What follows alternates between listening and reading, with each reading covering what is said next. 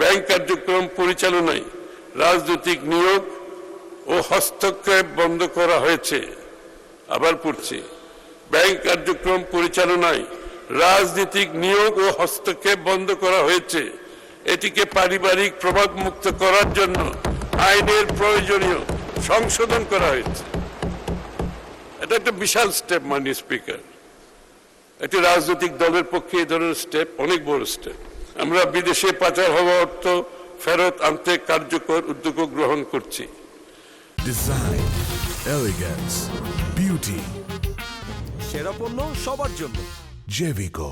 Bank কার্যক্রম পরিচালনায় রাজনৈতিক নিয়োগ ও হস্তক্ষেপ বন্ধ করা হয়েছে।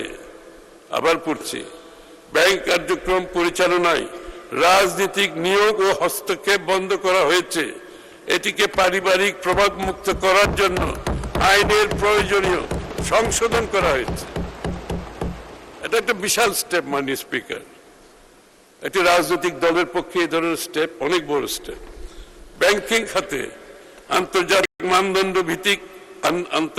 মানদণ্ড ভিত্তিক ঝুঁকি ব্যবস্থাপনা, মূলধন পর্যাপ্ততা এবং কর্পোরেট গভর্নেন্স নিশ্চিত করা হবে, যাতে আর্থিক প্রতিষ্ঠানসমূহ দীর্ঘমেয়াদী স্থিতিশীল ও প্রতিযোগিতামূলক হয়ে উঠতে পারে। আর্থিক অন্তর্ভুক্তির পরিধি বাড়িয়ে নারী, তরুণ উদ্যোক্তা ও প্রান্তিক জনগোষ্ঠীর জন্য অর্থায়নের সুযোগ সম্প্রসারণ করা হবে। মাননীয় স্পিকার, আমাদের সরকার দেশের অর্থনীতির পুনর্গঠনের অংশ হিসাবে একটি আধুনিক, শক্তিশালী, টেকসই আর্থিক ব্যবস্থা গড়ে তোলার লক্ষ্যে ব্যাংক ও পুঁজিবাজার খাতে কাঠামোগত সংস্কার বাস্তবায়ন করতে বদ্ধপরিকর। আমরা ঋণ নির্ভর বিনিয়োগকে ইকুইটিতে রূপান্তর করেছি। আমাদের লক্ষ্য বর্তমান ঋণ ভিত্তিক অর্থনীতি থেকে দূরে সরে এসে বিনিয়োগ ভিত্তিক অর্থনীতি গড়ে তোলা। দীর্ঘমেয়াদী বিনিয়োগ অর্থায়নের জন্য বন্ড মার্কেট এবং বিকল্প অর্থায়ন ব্যবস্থার উন্নয়ন করা হবে, যাতে ব্যাংক নির্ভর অর্থায়নের উপর চাপ কমে।